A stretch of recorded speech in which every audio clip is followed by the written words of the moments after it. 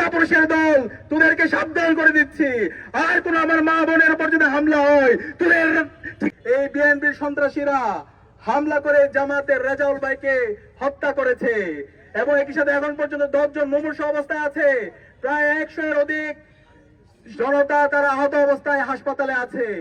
আমরা কোয়েশ্চেন করতে চাই নির্বাচন কমিশনকে, আপনারা কি করেছেন যখন এই প্রার্থীদের উপর হামলা হচ্ছে, জনগণের উপর হামলা করছে, রাজনৈতিক দলগুলোর উপর হামলা হচ্ছে, তখন এই আইন শৃঙ্খলা বাহিনীকে আমরা পালাতে দেখেছি। আপনারা যদি এভাবে এই নাগরিকদের নিরাপত্তা নিশ্চিত করতে না পারেন, তাহলে আপনাদের দায়িত্ব নেওয়ার দরকার নেই। আমরা অনুরোধ করবো অন্তর্বর্তীকালীন সরকারকে এবং নির্বাচন কমিশনকে একটি ফ্রি ফেয়ার ক্রেডিবল নির্বাচন করার জন্য লেভেল প্লেইং ফিল্ড এনশিওর করতে হবে এবং যারা সন্ত্রাসী আছে, যারা দুর্নীতিবাজ আছে, যারা চাঁদাবাজ আছে, যারা বাংলাদেশে সেই মাসল পাওয়ার পলিটিক্স ফিরে নিয়ে আসতে চায়, তাদের বিরুদ্ধে ব্যবস্থা গ্রহণ করতে হবে। আর যদি সে জায়গায় ব্যর্থ হয়, তাহলে বাংলাদেশে জুলাইয়ের প্রজন্ম যেভাবে রাজপথে নেমে এসেছিল, তার চাইতে শক্তিশালী ভাবে তারা রাজপথে নেমে আসবে।